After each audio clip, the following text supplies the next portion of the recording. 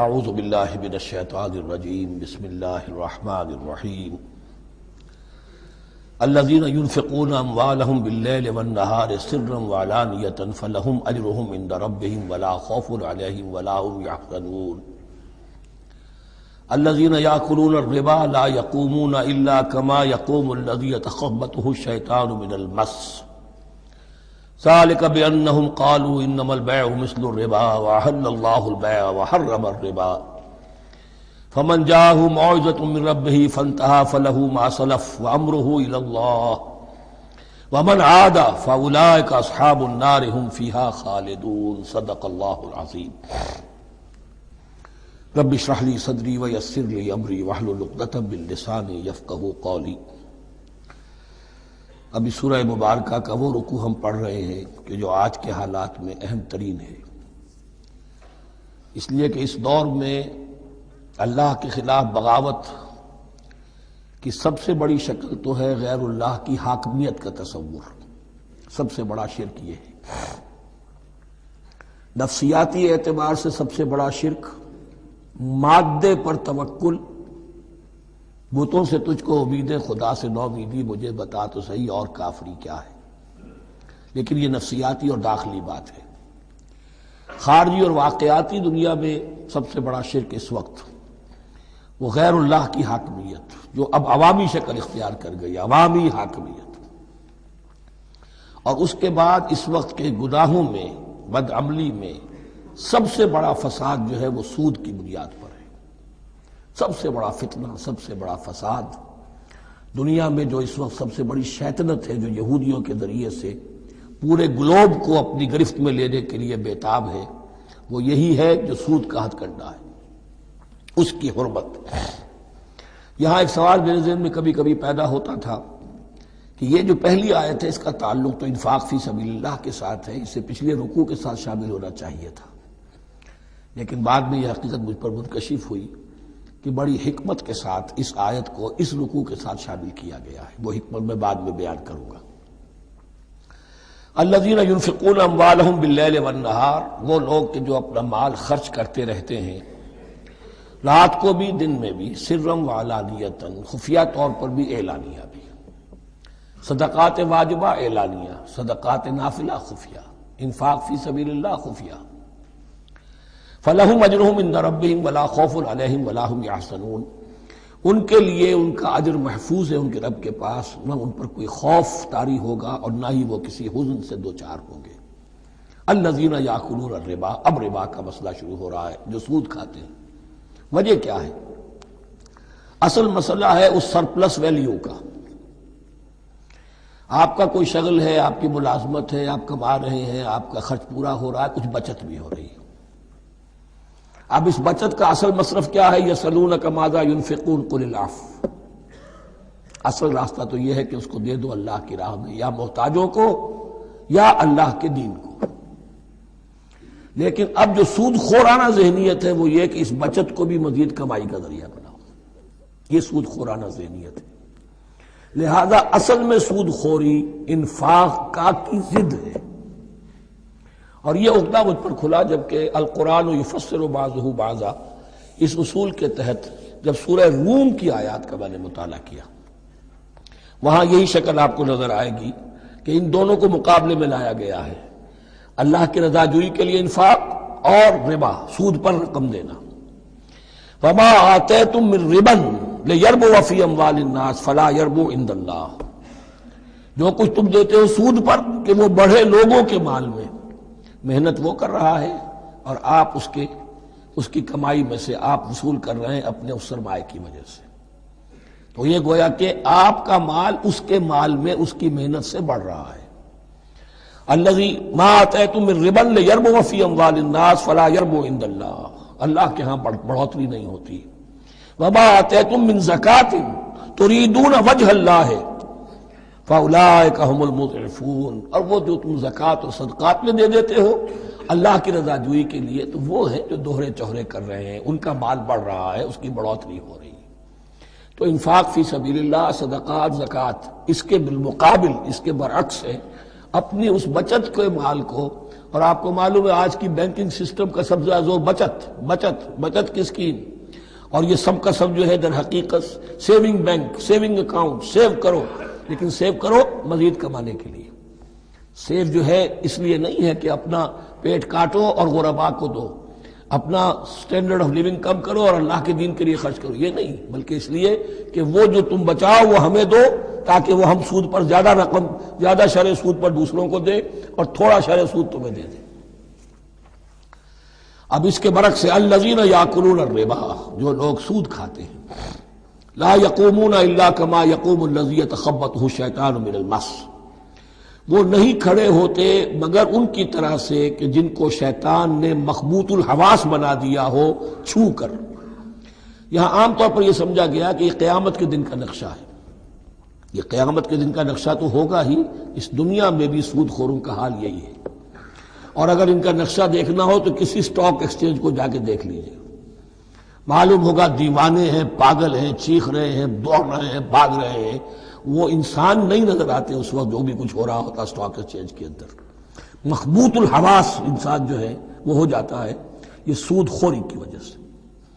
الذین یاکلون الربا لا یقومون الا کما یقوم الذی یتخبطہ الشیطان من المس ذلک بانہم قالوا انما البیع مثل الربا، اور ان کے سب سے بڑھ کر مخبوط الحواس ہونے کا مظہر یہ ہے، یہ اس لیے کہ وہ کہتے ہیں کہ بیع بھی تو ربا کی طرح ہے، بیع بھی تو سود ہے۔ میں نے 100 روپے کا مال خریدا، 110 میں بیچ دیا، 10 بچ گئے، یہ ربا ہے، ربا جائز ہے۔ 100 روپے کسی کو دیے اور 110 لیے، یہ سود ہو گیا۔ بھائی کیوں ہو گیا؟ 100 روپے کی شے دے دی، یہ 100 روپیہ دے دیا، کیا فرق پڑا؟ 10 لاکھ کا مکان بنایا، 4000 کے قرضے کے ماہانہ کرائے پر دے دیا، جائز ہو گیا۔ 10 لاکھ کسی کو دیا اور اس سے 4000 روپیہ مہینہ دینا شروع کیا، یہ سود ہو گیا، حرام ہو گیا۔ عقلی طور پر یہ باتیں ہیں کہ جو سود کے حامیوں کی طرف سے کہی جاتی، انما البیع مثل الربا، بیع میں کبھی جو نفع ہوتا ہے، ربح اور ربا، یہ میں اس وقت بیان کر چکا ہوں سورہ بقرہ کے دوسرے رکوع کے ضمن میں۔ تو یہ جان لیجئے کہ اس ظاہری سی مناسبت کی وجہ سے ان کا مخبوط الحواس لوگ جو ہیں وہ اس دونوں کے اندر کوئی فرق محسوس نہیں کرتے۔ یہاں اللہ تعالیٰ نے ان کے قول کا عقلی جواب نہیں دیا، بلکہ جواب کیا دیا؟ احل اللہ البیع وحرم الربا، اللہ نے بیع کو حلال قرار دیا ہے اور ربا کو حرام قرار دیا ہے۔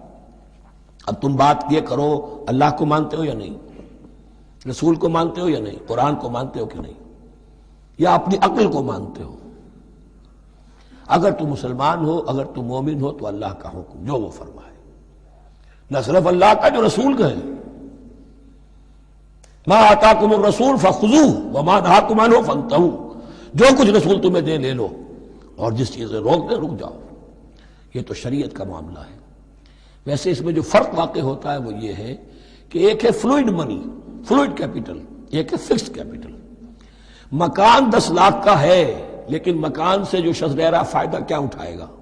1 مہینے رہے گا نا، بس اس کا بدل آپ نے لے لیا۔ 10 لاکھ روپے کسی کو نقد دے دیے، وہ کسی کام میں لگائے گا، 12 لاکھ بھی بن سکتے ہیں، 15 بھی لگ سکتے ہیں، 8 بھی رہ سکتے ہیں۔ اس میں آپ نے فکسڈ اگر لیا تو یہ حرام ہے۔ ان دونوں میں اگرچہ عام طور پہ کہا جائے گا یہ بھی کیپٹل ہے وہ بھی کیپٹل ہے، مکان بھی تو سرمایہ کی ایک شکل ہے، لیکن یہ فکسڈ کیپٹل ہے، اس کی شکل بدل نہیں رہی ہے۔ اس مکان میں تو ایک شخص رہ جائے گا، سکنا ہوگا، اس کی رہائش ہے، یا آپ کہیں گے اس کی ویئر اینڈ ٹیئر ہے تو اس کا آپ نے بدل لے لیا، بس ختم۔ لیکن وہ جائے گا، وہ مکان آپ کے لیے رہ جائے گا۔ لیکن یہ کہ 10 لاکھ جس کو دیا نقد، وہ کاروبار کرے گا، کچھ اور کہیں لگائے گا، اس کے اندر اضافہ بھی ہو سکتا ہے، کمی بھی ہو سکتی ہے، اس میں پھر فکسڈ پروفٹ لینا یہ ہے حرام، اور ان دونوں میں کوئی مناسبت نہیں۔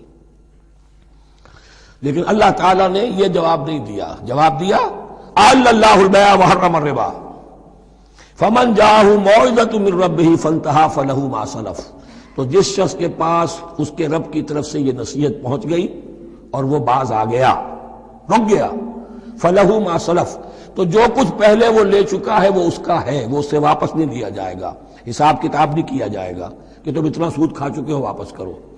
لیکن اس کا یہ مطلب بھی نہیں کہ اس کا کوئی گناہ ان پر نہیں ہوگا. وَأَمْرُهُ إِلَى اللَّهِ، اللہ کے حوالے رہے گا، معلق رہے گا. اللہ چاہے گا تو معاف بھی کر دے گا، اور اللہ چاہے گا تو پچھلے سود کے اوپر بھی اس کی سرزنش ہوگی.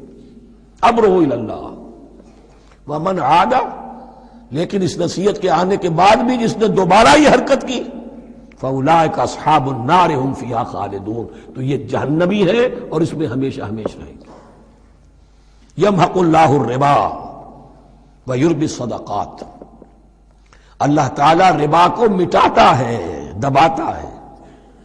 اور ہمارے زمانے میں شیخ محمود احمد مرحوم نے ایک کتاب لکھی ہے مین اینڈ منی، اس میں ثابت کیا ہے جہاں جو یہ سود کا معاملہ چلتا ہے، تین چیزیں ساتھ ساتھ بڑھتی چلی جاتی ہیں. جتنا سود بڑھے گا ان امپلائمنٹ بڑھے گی، انفلیشن بڑھے گی، نتیجے میں انٹرسٹ ریٹ بڑھے گا.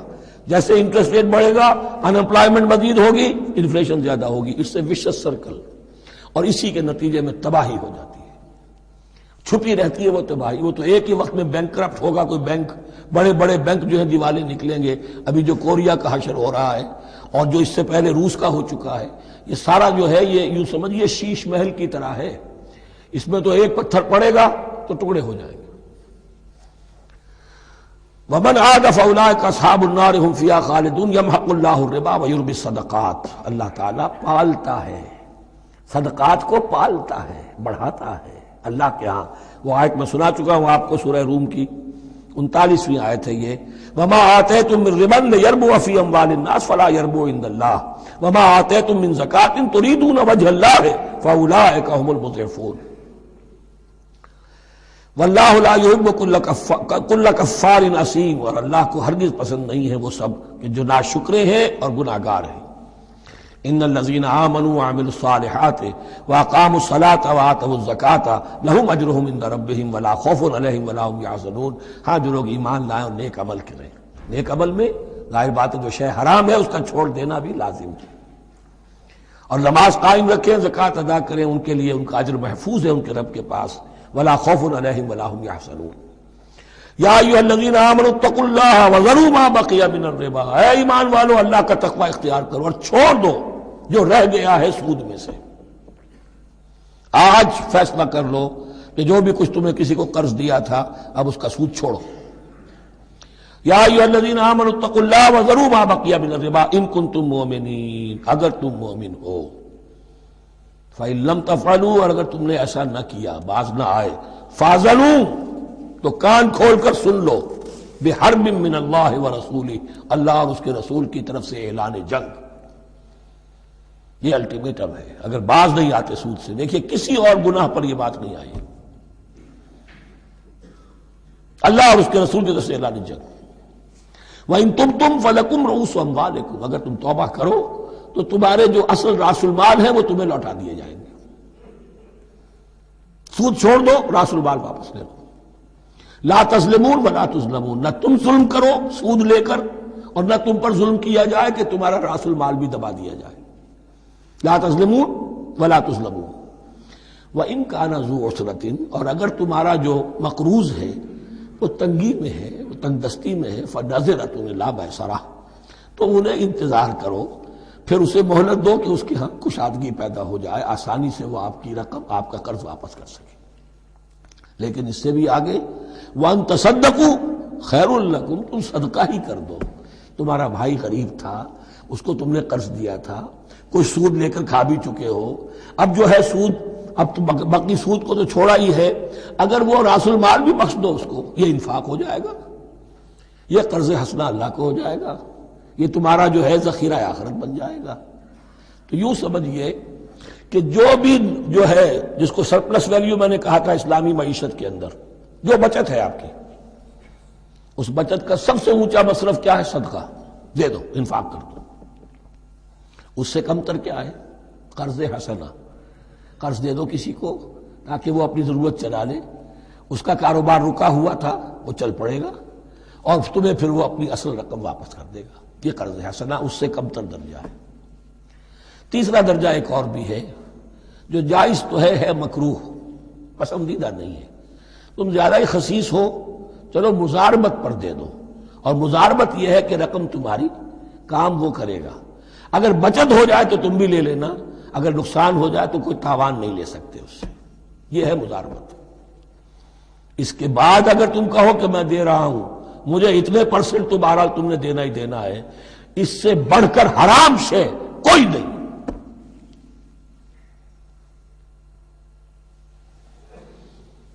وَإِنْ كَانَ ذُو عُسْرَةٍ فَنَظْرَةٌ إِلَىٰ مَيْسَرَةٍ، تو اگر وہ ہے مقروض تمہارا وہ تنگی میں ہے پھر انتظار کرو، اسے مہلت دو اس کی کشائش تک.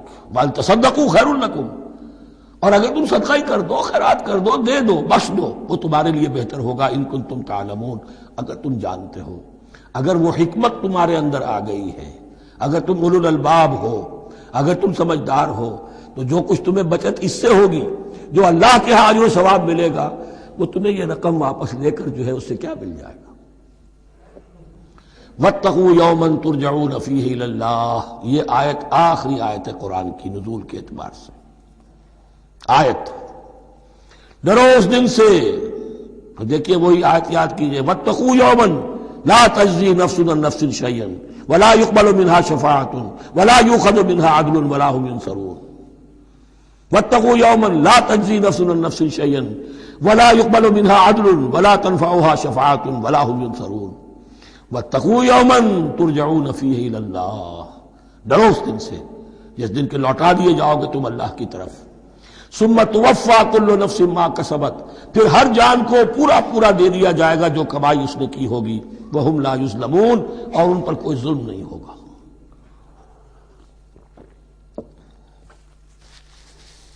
اب یہ قرآن مجید کی طویل ترین آیت آ رہی ہے، آیت دین.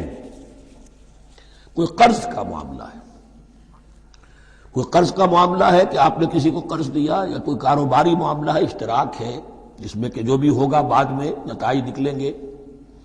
ان سب کے بارے میں حکم ہے کہ لکھ لیا کرو. ہم کیا کرتے ہیں قرض دیتے ہوئے، اب دوست ہے، بھائی ہے، عزیز ہے، کیا لکھوانا، اس سے کیا کہے گا، اعتماد نہیں. کاروبار شروع ہو گیا، زبانی باتیں کر لی، اس کے بعد رو رہے ہیں، چیخ رہے ہیں، چلا رہے ہیں. تو حدیث میں آتا ہے کہ اللہ تعالیٰ 3 قسم کے لوگوں کی فریاد سنتا ہی نہیں. ایک وہ جو قرض دیتے ہوئے یا کوئی معاملہ کرتے ہوئے لکھواتا تو ہے نہیں اور بعد میں روتا ہے. ایک وہ کہ جو اپنی بیوی کے ہاتھوں تنگ بھی ہے اور شکوہ بھی کرتا ہے، شکایت بھی کرتا ہے، فریاد بھی کرتا ہے، طلاق نہیں دیتا. اللہ نے راستہ کھولا ہوا ہے تمہارے لیے، تو اللہ ویسے لوگوں کی فریاد نہیں سنتا. تیسرا مجھے یاد نہیں. یا ایھا الذین آمنوا اذا تداینتم بدین الی اجل مسمى فاکتبوہ، اے اہل ایمان جب بھی تم کوئی معاملہ کرو قرض کا ایک وقت معین تک کے لیے، ایک تو وقت معین ہونا چاہیے، یہ قرض دے رہے ہیں کب واپس ہوگا، فاکتبوہ، تو اس کو لکھ لیا کرو. یہ فعل امر ہے، الامر للوجوب، واجب ہے یہ. ولیکتب بینکم کاتب بالعدل، اور چاہیے کہ کوئی لکھنے والا تمہارے مابین عدل کے ساتھ، لکھنے والا کوئی ڈنڈی نہ مار جائے، انہیں بھی چاہیے کہ وہ صحیح صحیح لکھے. ولا یاب کاتب ان یکتب کما علمہ اللہ فلیکتب، اور کسی بھی شخص کو جسے اللہ نے سکھایا ہوا ہے کتابت لکھنے کا کام، تو اس کو انکار نہیں کرنا چاہیے لکھنے سے. اللہ نے اسے یہ علم دیا ہے، اسے چاہیے کہ لکھ دے. اس لیے کہ اس معاشرے میں پڑھے لکھے لوگ تو بہت کم ہوتے تھے. اب بھی یہ ہوتا ہے، عرائض نویس وغیرہ ہوتے ہیں، وثیقہ نویس ہوتے ہیں، پیسے دے کے ان کو جو لکھواتے ہیں.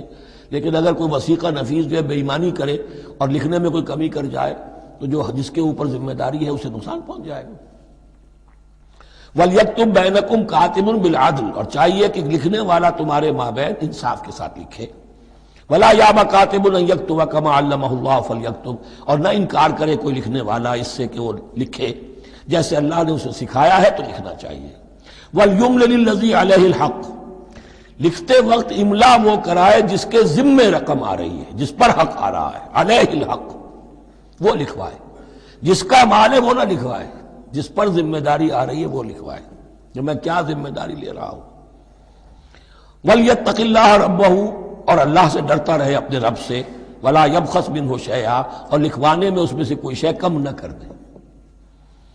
فَإِنْ كَانَ الَّذِي عَلَيْهِ الْحَقُّ سَفِيهًا، اب اگر وہ جو مقروض ہے، جو قرض لے رہا ہے، جس کے ذمے کوئی ذمہ داری آ رہی ہے، وہ ناسمجھ ہے یا بوڑھا ہے، ضعیف ہے، اور لا يستطيع ان يمل، یا اس کے اندر یہ اتنی صلاحیت نہیں ہے کہ املا کرا سکے. یہاں املا کے معنی میں ہے.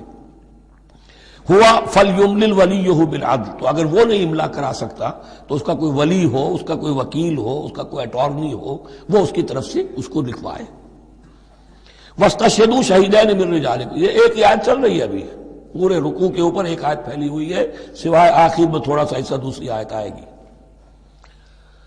واستشہدوا شہیدین من رجالکم، اور گواہ بنا لیا کرو دو اپنے مردوں میں سے، فإن لم یکونا رجلین، اور اگر دو مرد دستیاب نہ ہو، فرجل وامرأتان، تو ایک مرد اور دو عورتیں، ممن ترضون من الشہداء، اور وہ بھی دونوں کے نزدیک مقبول ہوں شہداء، کہ ہاں دونوں کو اعتماد ہے ان پر۔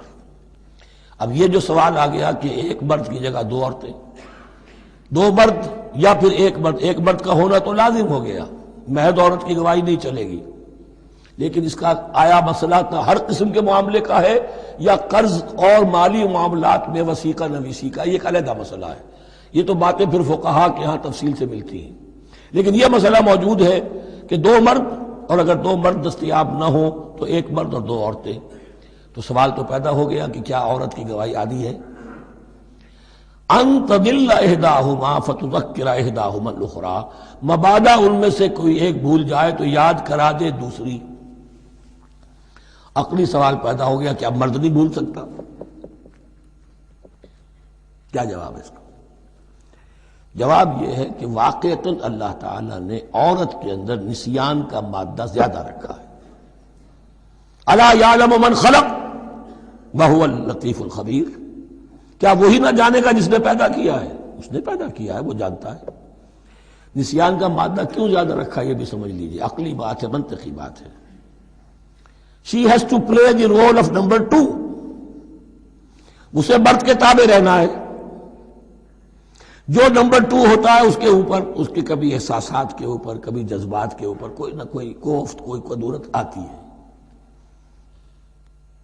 اور اس میں اللہ تعالیٰ نے ان کا سیفٹی والو رکھا ہوا بھول جانا، اگر بھولنا نہ ہو، یاد بازی عذاب ہے یا رب چھین لے مجھ سے حافظہ میرا، یہ نسیان جو ہے یہ بھی ایک بہت بڑی نعمت ہے، ورنہ تو کوئی صدمہ دل سے اتری نا، کوئی غصہ کبھی ختم ہوئی نا، تو بھولنے کا معاملہ یہ سیفٹی ویلو اللہ نے عورت میں زیادہ رکھا ہے، اس لیے کہ اسے مرد کے تابع ہو کر رہنا ہے، اور جب تابع ہو کر رہنا ہے تو اسے زیادہ اس کے احساسات پہ، جذبات پر زیادہ مواقع آئیں گے کہ اس کو کچھ زخم پہنچے، اس کے لیے یہ سیفٹی ویلو کے نسیان ہے، یہ زیادہ رکھ دیا گیا ہے۔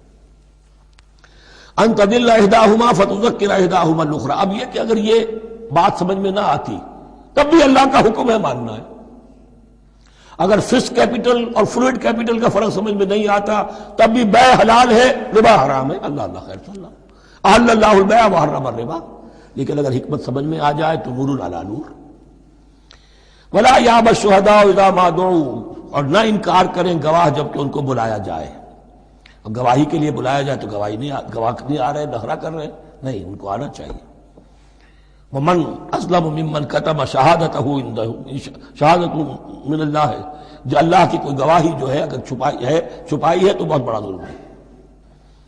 ولا تسأموا، اور اس سے تھکو مت، کسل مت کرو، سستی مت کرو، ان تکتبوہ، کہ تم لکھو اسے، صغیرا او کبیرا، چاہے چھوٹا معاملہ ہو چاہے بڑا ہو، الی اجلہ، وقت معین کے لیے، اتنا قرض دے رہا ہوں، اتنے وقت میں آپ نے مجھے لوٹانا ہے، اس کے بعد آپ بڑھا سکتے ہیں، آپ دیکھ سکتے ہیں، اسے مزید مہلت دے سکتے ہیں، ایسے ہی حالات ہیں تو آپ معاف بھی کر سکتے ہیں، لیکن یہ کہ جب لکھنا ہے، حکم دیا جا رہا ہے تو اس میں اجل معین ہو، الی اجلہ، اور اس میں چھوٹے بڑے کی تفریق نہ کرو، چاہے چھوٹا مسئلہ بڑا لکھ لو، ذالکم اقسط عند اللہ، یہ اللہ کے نزدیک بھی زیادہ مبنی بر انصاف ہے، واقوم للشہادہ، اور گواہی کے لیے زیادہ قوی ہوگا اور زیادہ درست ہوگا، لکھی ہوئی شے ہوگی تو اب معاملہ جو ہے بہت واضح رہے گا، ورنہ زبانی یادداشت کے اندر کہیں کہیں جو ہے تعبیر ہی میں فرق ہو جاتا۔ وعدنا اللہ ترتابوا، اور یہ اس کے بہت قریب ہے کہ تم بھولو گے نہیں، الا ان تکون تجارتا حاضرتا تدیرونہا، الا یہ کہ کوئی لین دین ہو، تجارت ہو جو حاضر ہوتی ہے دست بدست، آپ نے سودا دیا، اس نے پیسے دے دیے، اب کیش بھی وہ دے دیجئے یا آپ دینا چاہیں تو، ورنہ یہ شریعت میں لازم نہیں ہے۔ اگر ایسا دس بدس کا معاملہ ہے تو پھر یہ ہے کہ وہ تو ہو گیا ایکسچینج، وہ مال جو ہے دکاندار نے مال دیا، آپ نے پیسے دے دیے، اس کے لکھنے کی ضرورت نہیں ہے۔ الا ان تکون تجارۃ حاضرۃ تدیرونھا بینکم، تو اگر وہ تجارت ہو کہ نقد تمہاری چلتی ہے، آپس میں لین دین ہو رہا ہے، فلیس علیکم جناح الا تکتبوھا، تو کوئی حرج نہیں ہے تم پر کہ اسے نہ لکھو۔ واشہدوا اذا تبایعتم، اور گواہ بنا لیا کرو جب کوئی مستقبل کا سودا کرو۔ یہ بیع سلم جو ہوتی ہے یہ مستقبل کا سودا ہے، قرض کا سودا ہے۔ بیع سلم بھی ایک طرح کا قرض ہے۔ آج آپ طے کرتے ہیں کسی شخص سے، کسی کاشتکار سے، زمیندار سے کہ اگلا موسم جو آئے گا فصل کا، گیہوں کی فصل کا، تو اتنے روپے من کے حساب سے 500 من گندم میں آپ سے لوں گا۔ یہ بیع سلم کہلاتی ہے، اور اس میں لازم ہے کہ پوری قیمت ابھی ادا کر دیں۔ لیکن اس میں بھی کہ اس وقت آپ کو اتنی گندم دینی ہے، اس کو لکھوا لو اور اس پر 2 گواہ بنا لو۔ واشہدوا اذا تبایعتم ولا یضار کاتب ولا شہید، اور نہ نقصان پہنچایا جائے کسی لکھنے والے کو یا گواہ کو، اور نہ نقصان پہنچائے کوئی لکھنے والا یا گواہ۔ یہ یضار دونوں کے لیے آ جائے گا، یہ معروف بھی ہے اور مجور بھی ہے۔ نہ ضرر پہنچایا جائے اور نہ ضرر پہنچائے، نہ کوئی کاتب اور نہ کوئی شہید گواہ۔ وَإِن تَفْعَلُوا، اگر تم ایسا کرو گے، نقصان پہنچاؤ گے، فَإِنَّهُ فُسُوقٌ بِكُمْ، تو یہ تمہارے لیے بہت بڑے گناہ کی بات ہوگی۔ وَاتَّقُوا اللَّهَ، اللہ سے ڈرو، وَيُعَلِّمُكُمُ اللَّهُ، اللہ تمہیں تعلیم دے رہا ہے، وَاللَّهُ بِكُلِّ شَيْءٍ عَلِيمٌ، اللہ ہر چیز کا علم رکھنے والا ہے۔ یہ ایک آیت ہوئی ہے، آخری پارے کی میرا غالب 4 5 6 صورتیں جمع کر لے تو جا کر ہی ایک آیت کا حجم برابر ہوگا۔ جو میں نے کہا تھا کہ آیات کی تعیین توقیفی ہے، یہ ہمارے حساب کتاب سے، گرامر سے، منطق سے، علم بیان سے کسی سے کوئی تعلق نہیں اس کا۔ وَإِن كُنتُمْ عَلَىٰ سَفَرٍ، اور اگر تم سفر پر ہو، وَلَمْ تَجِدُوا كَاتِبًا، اب وہاں کوئی لین دین کا معاملہ ہو گیا، قرض کا ہو گیا، کاتب کوئی ہے نہیں، فَرِحَانٌ مَقْبُوضَةٌ، تو کوئی گروی شے رکھ لو قبضے میں، فلاں شے آپ کے قبضے میں رہے گی، آپ اتنے پیسے مجھے دے دیجئے، میں جب یہ واپس کر دوں گا اپنی چیزیں آپ، میری چیز مجھے لوٹا دیجیے۔ یہ رہن ہے مقبوضہ، لیکن رہن سے کوئی فائدہ اٹھانے کی اجازت نہیں، وہ سود ہو جائے گا۔ اگر مکان رہن رکھا گیا ہے، قبضہ تو ہوگا اس کا، لیکن یہ کہ وہ اس کا کرایہ نہیں لے سکتا، کرایہ مالک کو جائے گا، اس سے کوئی استفادہ نہیں کر سکتا اس مال سے۔ رہان مقبوضہ۔ فَإِنْ أَمِنَ بَعْضُكُمْ بَعْضًا، پھر اگر کوئی شخص اب اطمینان کرتا ہے اور اعتبار کرتا ہے تم میں سے بعض کسی بعض کا، فَلْيُؤَدِّ الَّذِي اؤْتُمِنَ أَمَانَتَهُ، تو اب چاہیے اس شخص کو کہ جس کے اوپر یہ امانت آئی ہے، اگرچہ اس کے پاس رہن دینے کو کچھ نہیں تھا، یا یہ کہ دوسرے بھائی نے اس پر اعتماد کیا اور اس کی وجہ سے کوئی شے رہن نہیں لی، تو اب اس سے کوئی غلط فائدہ نہ اٹھائے، وہ گویا کہ اس کے پاس جو اس نے قرض لیا امانت ہے، اس کے پاس وہ امین بنایا گیا ہے۔ فَلْيُؤَدِّ الَّذِي اؤْتُمِنَ أَمَانَتَهُ، کہ اپنی امانت واپس لوٹائے، وَلْيَتَّقِ اللَّهَ رَبَّهُ، اور ڈرے اللہ سے جو اس کا رب ہے۔ وَلَا تَكْتُمُوا الشَّهَادَةَ، اور دیکھو گواہی کو چھپایا نہ کرو، وَمَنْ يَكْتُمْهَا فَإِنَّهُ آثِمٌ قَلْبُهُ، اور جو کوئی گواہی کو چھپائے گا تو اس کا دل گناہ میں مبتلا ہو جائے گا، دل داغدار ہو گیا تو رہ کیا گیا۔ وَاللَّهُ بِمَا تَعْمَلُونَ عَلِيمٌ، اور جو کچھ تم کر رہے ہو اللہ اسے جانتا ہے۔ اللہ کے فضل و کرم سے آخری رکوع پر ہم پہنچ گئے، اور یہ بڑا ایک یوں سمجھئے 3 آیتوں پر مشتمل رکوع ہے، جیسے کہ وہ رکوع جو ہم نے پڑھا تھا جس میں آیت الکرسی 4 آیتیں ہیں وہ، اور یوں کہا جا سکتا ہے کہ یہ 2 رکوع ایک دوسرے کے بالکل بالمقابل ہیں اپنی عظمت میں اور مقام میں۔ آیت الکرسی کی جگہ یہاں ایک دعا کی آیت ہے، جامع ترین دعا جو آئے گی آخری آیت میں، للہ ما فی السماوات و ما فی الارض۔ اکثر و بیشتر آپ دیکھیں گے سورتوں کے اختتام پر یہ الفاظ پھر آتے ہیں، اللہ ہی کا ہے جو کچھ بھی ہے آسمانوں اور زمین میں۔ وَإِن تُبْدُوا مَا فِي أَنفُسِكُمْ أَوْ تُخْفُوهُ، اور جو کچھ تمہارے دلوں میں ہے خواہ تم اسے ظاہر کرو خواہ چھپاؤ، يُحَاسِبْكُمْ بِهِ اللَّهُ، اللہ تم سے محاسبہ کر لے گا، تمہاری نیتیں اس کے علم میں ہیں۔ ان اللہ لا ينظر الى صوركم ولا الى اموالكم ولكن ينظر الى قلوبكم واعمالكم، اللہ تمہاری صورتوں کو نہیں دیکھتا، تمہارے مال و دولت کو نہیں دیکھتا، تمہارے دل کو دیکھتا ہے، تمہارے اعمال کو دیکھتا ہے۔ تو دل میں جو کچھ ہے خواہ کتنا ہی چھپا لو، اللہ کے محاسبے سے نہیں بچو گے۔ فَيَغْفِرُ لِمَن يَشَاءُ وَيُعَذِّبُ مَن يَشَاءُ، پھر وہ بخش دے گا جس کو چاہے گا اور عذاب دے گا جس کو چاہے گا۔ اختیار مطلق اللہ کے ہاتھ میں ہے۔ ہمارے ہاں اہل سنت کا عقیدہ یہی ہے، اللہ پر لازم نہیں ہے کہ وہ نیکوکار کو اس کا جزا ضرور دے اور بدکار کو اس کی سزا ضرور دے۔ اللہ کرے گا ایسا، یہ دوسری بات ہے، لیکن اللہ کی شان اس سے بہت اعلیٰ اور عرفہ ہے کہ اس پر کسی شے کو لازم قرار دیا جائے۔ اس کا اختیار مطلق ہے، مطلق ہے۔ یفعل اللہ ما یرید، یفعل اللہ ما یشاء۔ اہل تشیع کا کہنا یہ ہے کہ اللہ پر عدل واجب ہے۔ اہل سنت کہتے ہیں اللہ عدل کرے گا، جزا و سزا میں عدل ہوگا، یہ ہم مانتے ہیں، واقعہ ہے، لیکن ہم یہ نہیں کہتے کہ اللہ پر عدل واجب ہے۔ اللہ پر کوئی شے واجب نہیں، بلکہ اللہ نے تو کتب علی نفسہ الرحمہ، اپنے اوپر واجب کیا ہے رحمت کو۔ وجوب کا لفظ جو آتا ہے اللہ پر تو وہ تو رحمت کا ہے، کتب علی نفسہ الرحمہ، اللہ نے اپنی ذات کے اوپر واجب کر لیا رحمت کو۔ واللہ علی کل شیء قدیر، اور اللہ ہر چیز کی قدرت رکھتا ہے۔ آمن الرسول بما انزل الیہ من ربہ والمؤمنون، ایمان لائے رسول صلی اللہ علیہ وسلم اس چیز پر کہ جو نازل کی گئی ان کی جانب ان کے رب کی طرف سے۔ غور طلب بات ہے، یہ بڑا باریک نکتہ ہے۔ نبی پر جب وحی آئی ہے کیسے پہچان لیا کہ یہ بدروح نہیں ہے، یہ جبرائیل ہے؟ آخر کوئی اشتباہ بھی تو ہو سکتا تھا، پہلا تجربہ تھا۔ اس سے پہلے نہ آپ نے کہانت سیکھی، نہ آپ نے کوئی اور اس طرح کی نفسیاتی ایکسرسائزز کی۔ آپ تو کاروباری آدمی تھے، ایک بہت ہی بھرپور زندگی گزار رہے ہیں، اہل و عیال والے ہیں، کاروبار کر رہے ہیں، ہائی ایسٹ لیول کا کاروبار ہے، تو فطرت جو ہے وہ پہچانتے ہیں۔ نبی کی فطرت وہ اتنی پاک اور صاف ہوتی ہے کہ اس کے اوپر کوئی بدروح کا کوئی اثر ہو ہی نہیں سکتا۔ اگرچہ اس میں ایک اور واقعہ میں نے ایک جگہ پڑھا تھا، وہ میں پھر کسی وقت موقع آیا تو سناؤں گا آپ کو، اس وقت نہیں ہے۔ بہرحال ہمارے لیے بڑی تسکین کی بات ہے کہ اللہ تعالیٰ نے رسول کے ایمان کے تذکرے کے ساتھ ہمارے ایمان کا تذکرہ کیا۔ آمن الرسول بما انزل الیہ من ربہ والمؤمنون، ایمان لائے رسول صلی اللہ علیہ وسلم اس چیز پر جو نازل کی گئی ان کی جانب ان کے رب کی طرف سے، اور ایمان لائے صاحب ایمان۔ اللہم ربنا اجعلنا منہم، اللہم ربنا اجعلنا منہم۔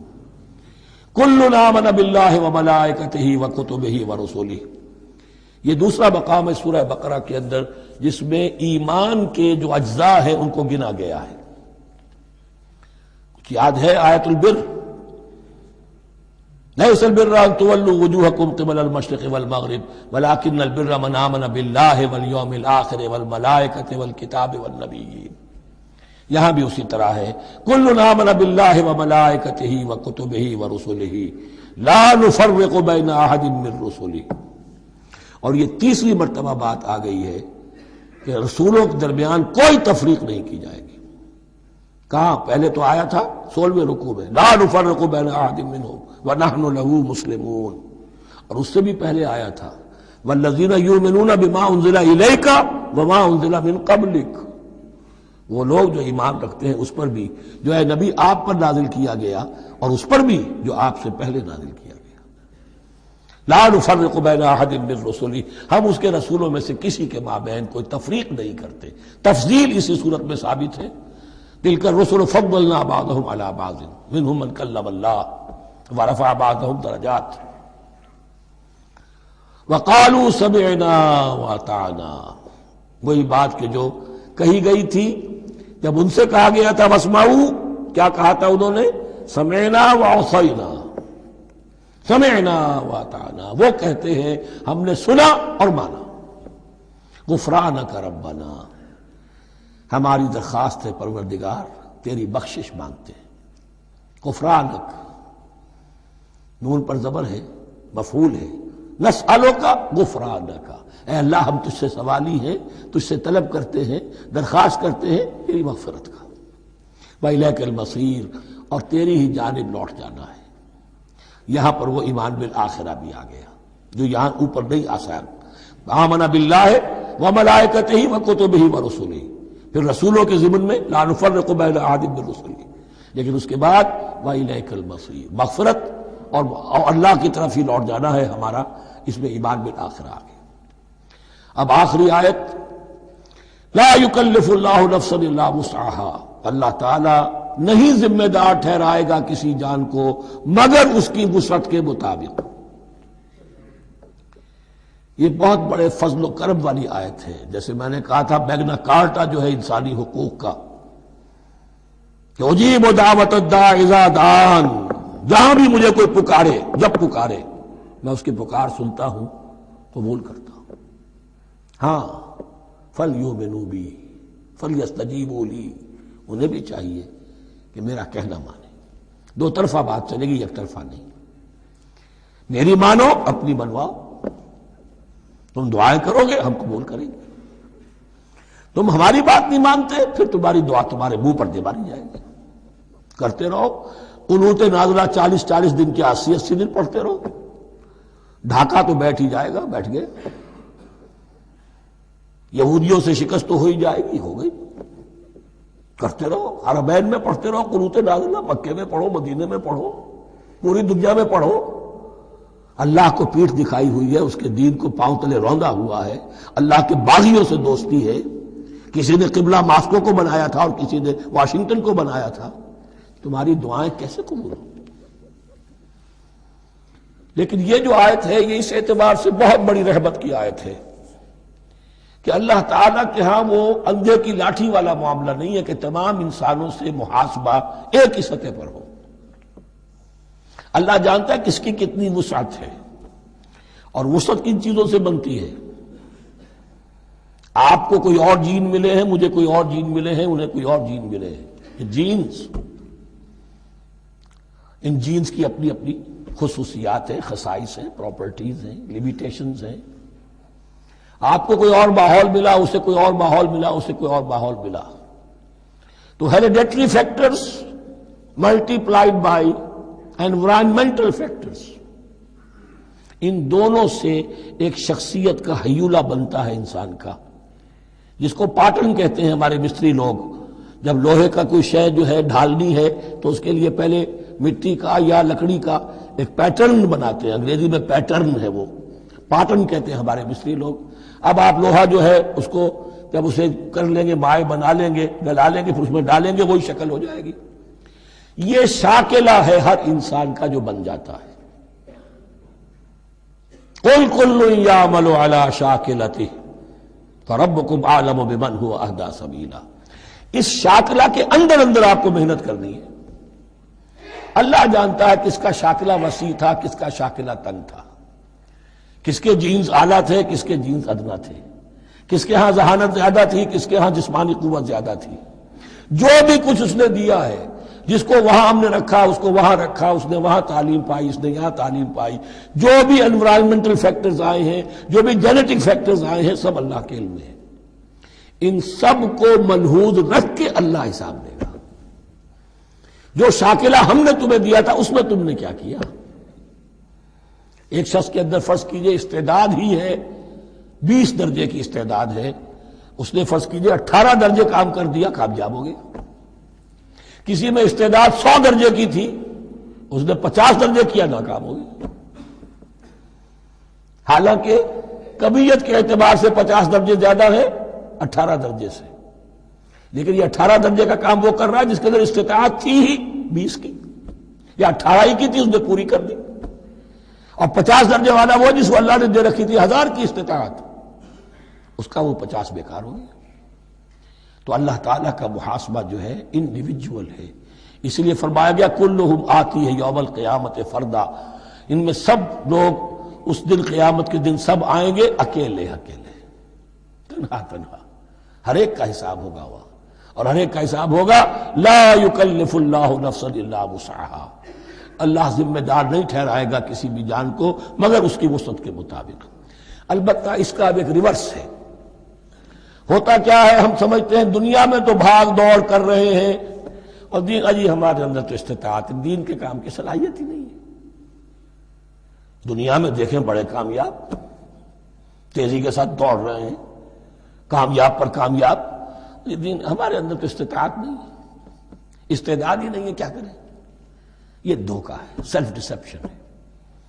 استعداد اور استطاعت کے بغیر اور صلاحیت اور ذہانت کے بغیر دنیا میں بھی آپ کما نہیں سکتے، محنت نہیں کر سکتے، کوئی نتائج حاصل نہیں کر سکتے۔ یہ دھوکہ اپنے آپ کو نہ دیجئے، یہ ہے جو کچھ کر سکتے ہو کیجئے، کھودیے اپنی شخصیت کو، کھود کھود کر جو نکال سکتے ہو نکال دیجئے۔ ہاں آپ نکال سکیں گے اتنا ہی جتنا آپ کے اندر ودیت ہے، زیادہ کہاں سے لے آئیں گے؟ اور اللہ نے کس میں کیا ودیت کیا ہے وہ جانتا ہے، اس کا حساب لینا جو ہے، محاسبہ وہ اس پر ہے کہ جو اس نے تمہیں دیا ہے۔ لا، اور یہ مضمون قرآن مجید میں 5 مرتبہ آیا ہے بہت اہمیت کے ساتھ۔ لا یکلف اللہ نفسا الا وسعها لها ما کسبت وعلیہا ما اکتسبت، اسی جان کے لیے ہے جو اس نے کمایا اور اس کے اوپر وبال بنے گا جو اس نے برائی کمائی۔ لیکن لام اور علا، لہا ما کسبت، جو بھی اس نے نیکی کمائی اس کے حق میں ہے، اس کے لیے ہے، اس کا اجر ملے گا، ثواب ملے گا، اور جو بدی کمائی وہ اس پر وبال بنے گا، اسی کے لیے اس کو سزا ملے گی، اسی کے حوالے سے۔ اب وہ آخری دعا آ گئی، جامع ترین اور عظیم ترین دعا ہے قرآن مجید کی۔ ربنا لا تؤاخذنا ان نسینا او اخطانا۔ اہل ایمان کے راستے پر، عمل صالح کے راستے پر مقدور بھر، امکان بھر اپنی شخصیت کے کونوں کھدروں میں سے بھی نکال کر، اپنی ریزیڈول انرجیز کو بھی نکال کر اللہ کی راہ میں لگا لیں، لیکن اس کے بعد بھی کوئی غرہ نہ ہو، کوئی غرور نہ ہو، کوئی اپنی محنت پر، اپنی نیکی پر، اپنی کمائی پر، اپنے کارناموں پر کہیں انسان دھوکہ نہ کھا جائے۔ کیفیت کیا رہنی چاہیے؟ وہ یہ ہے تواضع، عجز، انکساری۔ ربنا لا تؤاخذنا ان نسینا او اخطانا، اے رب ہم سے مواخذہ نہ کیجو اگر ہم بھول جائیں یا ہم سے خطا ہو جائے۔ نسیان بھی ہے، الانسان مرکب من الخطاء والنسیان، انسان کے اندر یہ دونوں چیزیں، خطا اور نسیان، یہ تو بندھی ہوئی ہیں۔ خطا یہ ہے کہ آپ نے اپنی امکانی حد تک تو نشانہ ٹھیک لگایا تھا، نشانہ خطا ہو گیا، ٹھیک ہے، کوئی بات نہیں، آپ کی نیت صحیح تھی۔ ایک اجتہاد کرنے والا اجتہاد کر رہا ہے، امکانی حد تک اس نے کوشش کی ہے کہ صحیح رائے تک پہنچے، لیکن خطا ہو گئی، اللہ معاف کرے گا۔ اس نے اپنی امکانی کوشش کی تھی، لہذا اسے ثواب ملے گا۔ مجتہد مخطی بھی ہو تو ثواب ملے گا، مجتہد مصیب ہے، صحیح رائے پر پہنچ گیا ہے تو دوہرا ثواب ملے گا، لیکن مجتہد مخطی ہے تب بھی ثواب ملے گا۔ تو بھول چوک پر، یہ بھول چوک، خطا جو ہے چوک صحیح ہے بالکل لفظ اس کے لیے، چوک جانا، نشانہ چوک گیا۔ تو اے پروردگار جو بھی ہم سے سرزد ہو جائے، غلطی ہو جائے، بھول کی وجہ سے یا خطا کی وجہ سے، اس پر مواخذہ نہ کیجو۔ ربنا ولا تحمل علینا اصرا کما حملتہ علی الذین من قبلنا، اور اے رب ہمارے، ہم پر وہ بوجھ نہ ڈالیو جس سے ہم لے کر چل نہ سکیں۔ دیکھیے ایک حمل ہوتا ہے جس سے حمال کا لفظ بنا ہے، جس کو لے کر انسان چلتا ہے۔ حمال اس بوری کو یا بوجھ کو اٹھا کر چل رہا ہے، جو آپ کی طاقت میں ہے اور جس سے لے کر آپ چل سکیں وہ ہے حمل، اور جو ہو آپ کو بٹھا دے، اسر اس کو کہتے ہیں۔ یہ لفظ سورہ اعراف میں پھر آئے گا، یضع عنہم اسرہم والاغلال التی کانت علیہم۔ حضور کی شان یہ بھی تھی کہ انہوں نے لوگوں کے بوجھ جو ان کی طاقت سے بڑھ کر تھے ان کے کندھوں سے اتار دیے۔ ربنا ولا تحمل علینا اصرا کما حملتہ علی الذین من قبلنا، اے اللہ تو نے بڑے بڑے بھاری بوجھ ہم سے پہلے لوگوں پر ڈالے۔ شریعت بھی پہلے بھاری تھی، بہت سے معاملات ہم نے دیکھ لیے، روزہ ہمارے لیے کتنا آسان کر دیا گیا، رات کو نکال دیا روزے سے، کہہ دیا خاص طور پہ کھاؤ پیو ضرور، سحری ضرور کرو، تسحروا فإن فی السحور برکہ، کتنی آسانی ہے۔ رات میں تعلق زن و شو کی اجازت ہے، وہاں ان کے روزے میں چپ بھی تھا، چپ بھی رہو، نہ کھاؤ نہ پیو، نہ تعلق زن و شو، نہ گفتگو، تو آسانی کی ہے۔ ان کے ہاں یوم سبت کا حکم تھا اتنا سخت، کوئی کام نہیں کرو گے۔ ہمارے ہاں وہ تھوڑے سے وقت کے لیے، اذا نودی للصلاۃ من یوم الجمعۃ فاسعوا الی ذکر اللہ وذروا البیع، اذان سے لے کر اور نماز کے ادا ہو جانے تک ہر کاروبار دنیاوی حرام ہے، لیکن اس سے پہلے اس کے بعد آپ کر سکتے ہیں، تو آسانی ہے۔ ربنا ولا تحمل علینا اصرا کما حملته علی الذین من قبلنا ربنا ولا تحملنا ما لا طاقت لنا به، اور اے رب ہمارے، ہم پر وہ بوجھ نہ ہم پر عائد کی جو ہم پر ڈالیو جس کی کہ ہمارے اندر طاقت نہ ہو۔ واعف عنا، ہم سے درگزر فرماتا رہے، ہمیں معاف کرتا رہے، واغفر لنا، اور ہمیں بخشتا رہے۔ مغفرت کا لفظ جو ہے اس کو سمجھ لیجئے ڈھانپنا، مغفر کہتے ہیں خود کو، جو ہیلمٹ پیٹا ہوتا ہے تاکہ گولی جو ہے وہ سر پہ لگے تو یہ آپ کو بچا لے۔ مغفر خود پہنتے تھے تلوار کے وار سے سر کو بچانے کے لیے، سر کو ڈھانپا ہوا مغفر سے۔ تو گناہ کو اللہ تعالیٰ اپنی رحمت سے ڈھانپ دے۔ واغفر لنا، ہماری خطاؤں کی پردہ پوشی فرما دے۔ ورحمنا، اور ہم پر رحم فرما۔ انت مولانا، تو ہمارا مولا ہے، والی ہے، ہمارا پشت پناہ ہے، مددگار ہے۔ اللہ ولی الذین آمنوا یخرجہم من الظلمات الی النور فانصرنا علی القوم الکافرین، بس ہماری مدد فرما کافروں کے مقابلے میں۔ انہی الفاظ پر وہ دعا ختم ہوئی تھی جو طالوت کے ساتھیوں نے کی تھی علیہ الصلوۃ والسلام۔ اصل میں یہ دعا اب تلقین کی جا رہی ہے، مرحلہ سخت آ رہا ہے، مرحلہ سخت ہے اور جان عزیز، تاب لاتے ہی بنے گی غالب۔ اب وہ مرحلہ آ رہا ہے، اس کے لیے تیار ہو جاؤ۔ یہ سارا حصہ جو ہے در حقیقت یہ تمہید ہے غزوہ بدر کی۔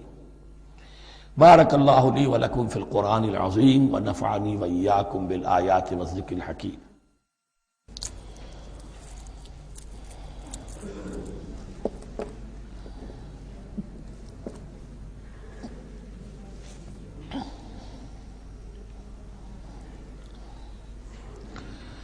بسم اللہ اولہ و آخرہ۔ سورہ بقرہ کے ترجمے اور مختصر تشریح کے اختتام کے بعد اب ہمیں مکی اور مدنی صورتوں کے اس پہلے گروپ میں جو دو جوڑے مدنی صورتوں کے ہیں، ان میں سے پہلے جوڑے کی دوسری صورت کا مطالعہ کرنا ہے۔ یہ سورہ آل عمران ہے۔ جیسا کہ اس سے قبل بھی میں آپ کو بتا چکا ہوں کہ جوڑے ہونے کی نسبت یہ ہے کہ ان دونوں چیزوں میں گہری مشابہت بھی ہو، مرد اور عورت بہت مشابہت بھی ہے لیکن کچھ فرق بھی ہو، اور جو فرق ہو وہ ایسا ہو کہ جس سے ایک دوسرے کے لیے کمپلیمنٹری ہو، ایک دوسرے سے مل کر کسی مقصد کی تکمیل ہوتی ہو۔ یہ نسبت زوجیت کی حقیقت ہے۔ اب آپ دیکھیں گے مشابہتیں جو ہیں بہت نمایاں جو سورہ بقرہ میں اور سورہ آل عمران میں ہیں، کہ دونوں شروع ہوئی ہیں الف لام میم سے۔ دونوں کے شروع میں قرآن مجید کی عظمت کا بیان ہے، اگرچہ سورہ آل عمران میں اس کے ساتھ ہی تورات اور انجیل کا بیان بھی ہے۔ دونوں کے اختتام پر بڑی عظیم آیات آئی ہیں۔ وہ آیت ہم پڑھ چکے ہیں جو سورہ بقرہ کے اختتام پر آئی ہے، جو کہ ایک عظیم دعا پر مشتمل ہے، عظیم ترین دعاؤں میں سے اس کو شمار کیا جا سکتا ہے۔ ربنا لا تؤاخذنا ان نسینا واخطانا۔ سورہ آل عمران کے آخری رکوع میں بھی ایک نہایت جامع دعا آئی ہے، وہ 3-4 آیتوں میں پھیلی ہوئی ہے، بہت بڑی جامع دعا ہے۔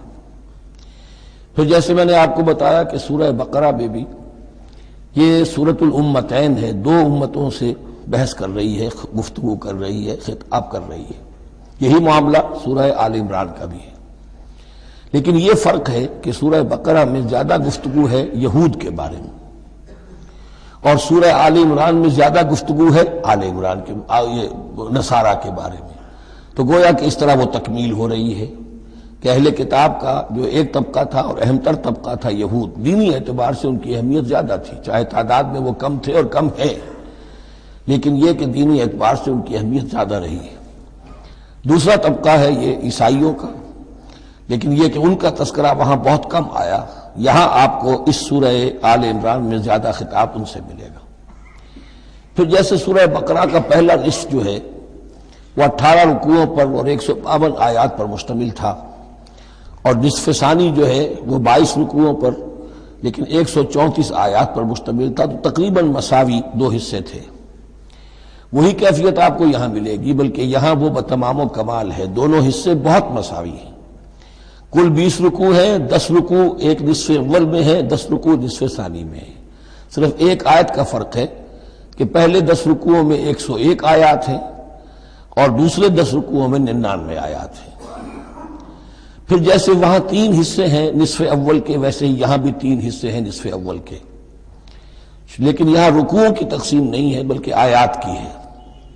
پہلی 32 آیات میں تمہیدی کلام ہے، جیسے کہ 4 رکوع سورہ بقرہ کے، اگرچہ وہاں روح سخن ابتدا ہی سے یہود کی طرف ہو گیا تھا، یہاں روح سخن ابتدا ہی سے نصارہ کی طرف ہے، لیکن یہ کہ یہاں کی 32 آیات اسی طرح تمہیدی کلام پر مشتمل ہے جیسی کہ سورہ بقرہ کے 4 رکوع۔ پھر یہاں 31 آیات براہ راست خطاب ہے نصارہ سے، خاص طور پر حضرت عیسیٰ علیہ السلام کی ولادت کن حالات میں ہوئی، کیا ان کا مقام اور مرتبہ تھا، کیا ان کی اصل حیثیت تھی، پھر یہ کہ ان کے ساتھ کیا معاملہ ہوا۔ یہ حصہ نازل بھی ہوا ہے سن 9 ہجری میں، جو شامل یہاں کر دیا گیا ہے، حالانکہ اس سورہ مبارکہ کا اکثر و بیشتر حصہ جو ہے وہ سن 3 ہجری میں غزوہ احد کے بعد نازل ہوا ہے، لیکن یہ کہ یہ حصہ جو ہے 31 آیات پر مشتمل نازل ہوا سن 9 ہجری میں۔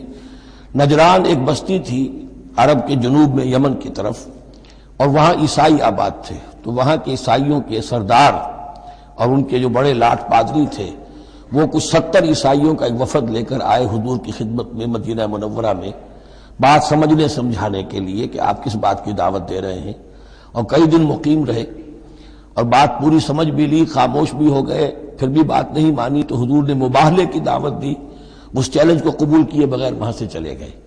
لیکن یہ کہ بہرحال انہوں نے جو ترتیب جس شدت کے ساتھ ہونی چاہیے تھی ان کی طرف سے وہ بھی نہیں کی، یہ شرافت کا انہوں نے مظاہرہ کیا۔ بہرحال یہ 9 رکوع، یہ جو 31 آیات ہیں سن 9 میں نازل ہوئی۔ یہی نوٹ کر لیجئے کہ سورہ بقرہ کی بھی ایک بات میں بتانے سے میں بھول گیا اس وقت، کہ یہ جو سود سے متعلق احکام ہیں، جو رکوع ہے، جو 38واں رکوع ہے سورہ بقرہ، یہ بھی تقریباً سن 9 میں نازل ہوا ہے۔ گویا کہ وہ مشابہت بھی موجود ہے کہ اگرچہ سورہ بقرہ کا اکثر و بیشتر حصہ غزوہ بدر سے قبل نازل ہوا، لیکن اس میں بھی کچھ آیات وہ ہیں جو سن 9 ہجری میں نازل ہوئی ہیں اور سود کے بارے میں آخری حکم ہے۔ اسی طریقے سے یہاں جو یہ نجران کے عیسائیوں سے خطاب کے لیے جو آیات نازل فرمائی گئیں، یہ سن 9 میں نازل کی گئیں، لیکن شامل ہے سورہ آل عمران میں، کہ جس کا اکثر و بیشتر حصہ سن 3 ہجری میں غزوہ احد کے بعد نازل ہوا ہے۔ پھر جیسے سورہ بقرہ کے نصف اول کا جو آخری تیسرا حصہ تھا، وہ 15واں 16واں 17واں 18واں رکوع، اس میں یہ کہ حضرت ابراہیم کا ذکر تھا، خانہ کعبہ کا ذکر تھا، اسی طریقے سے وہی بات یہاں ملے گی آپ کو۔ اور یہاں اب اہل کتاب کو دعوت دی گئی ہے اسی انداز میں جیسے کہ وہاں 16ویں رکوع میں سورہ بقرہ کے دی گئی ہے۔ یہ تیسرا حصہ جو ہے نصف اول کا، یہ 38 آیات پر مشتمل ہے، بہت جامع آیات ہیں، بہت اہم آیات ہیں۔ اس کے بعد نصف ثانی شروع ہو جاتا ہے، جس میں کہ یا ایھا الذین آمنوا، جیسے 19ویں رکوع سے شروع ہوا سورہ بقرہ میں، یا ایھا الذین آمنوا استعینوا بالصبر والصلاۃ ان اللہ مع الصابرین، یہاں اب یہ 11واں رکوع جو ہے وہ شروع ہوگا، یا ایھا الذین آمنوا اتقوا اللہ حق تقاتہ ولا تموتن الا وانتم مسلمون۔ یہ جو نصف ثانی کے 10 رکوع ہیں، ان کی تقسیم یہاں پر عمودی ہے، افقی نہیں ہے۔ پھر تقسیم کر سکتے ہیں، پہلے 2 رکوعوں میں زیادہ خطاب مسلمانوں سے ہے، اور پھر اگرچہ روح سخن جو ہے پھر اہل کتاب کی طرف بھی ہے۔